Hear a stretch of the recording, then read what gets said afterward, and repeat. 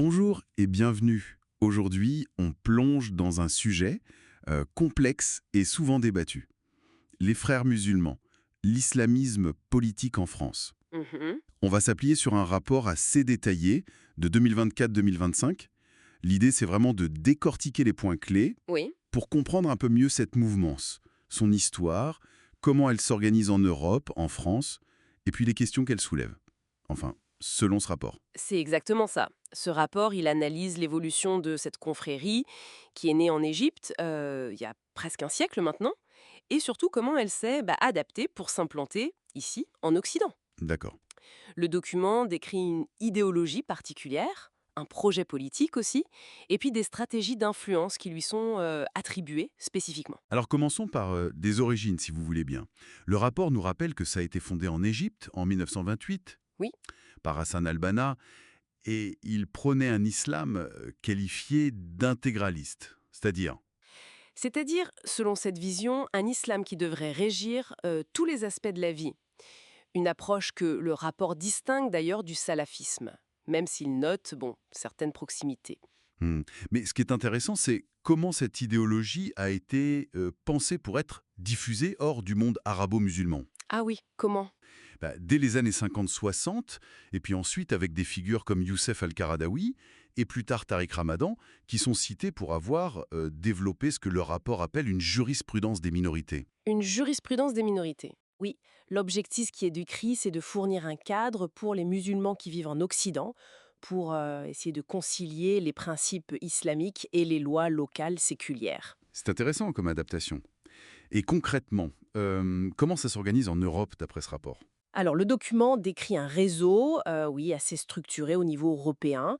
Il pointe notamment le Conseil des musulmans européens, le CEM, L'ancienne foi, c'est ça? exactement l'ancienne Fédération des organisations islamiques en Europe, une structure clé, installée d'ailleurs près des institutions européennes, ce qui n'est pas anodin. Mhm. Il mentionne aussi le FEMISO, qui est le Forum pour la jeunesse, et puis les Instituts européens des sciences humaines, les IEH. Pour la formation. Voilà, pour former les cadres religieux, associatifs, un point jugé assez stratégique dans le rapport. Europe Trust est aussi cité comme étant son bras financier présumé. D'accord. Et si on zoome maintenant sur la France, qu'est-ce que le rapport nous dit de la situation ici?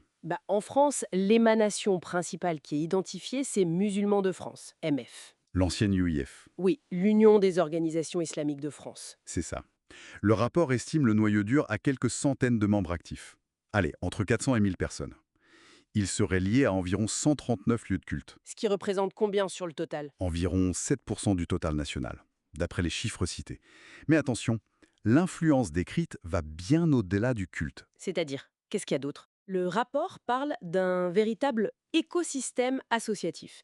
Il donne des exemples dans l'éducation avec des écoles comme Averroès à Lille ou Al-Kindi près de Lyon. Ah oui, celle dont les contrats avec l'État ont été remis en cause. Exactement. Dans le caritatif aussi, il mentionne le CBSPAPI ou les origines du Secours islamique France. Et puis il y a les associations de jeunesse, les activités de prédication. Donc un maillage assez dense en fait. Oui, c'est l'idée avancée par le rapport.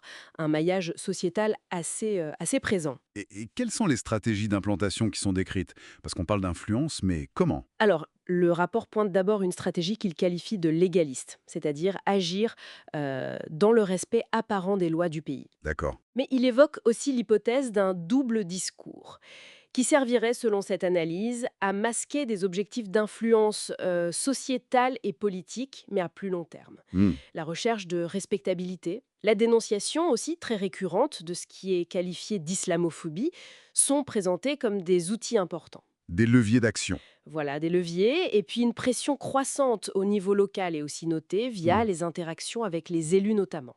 D'accord. Stratégie complexe donc. Et face à ça, est-ce que le rapport note des défis, des évolutions récentes? Oui. Et c'est assez paradoxal ce que note le document. D'un côté, il y aurait un recul de l'influence des frères musulmans au Moyen-Orient, surtout après les printemps arabes. Ah oui? Mais de l'autre, une implantation européenne qui, bon, est jugée solide, mais qui fait face à une vigilance accrue des États. Et en France, concrètement? En France, des actions administratives sont citées. La dissolution du CCIF, celle du fonds Al-Wakef aussi, la fermeture temporaire ou la fin des contrats pour certaines écoles jugées proches de la mouvance. Donc des actions assez fortes. Oui. Et le rapport mentionne aussi une tendance à ce qu'il appelle l'hybridation ou la salafisation du discours. C'est-à-dire, Pour quelle raison?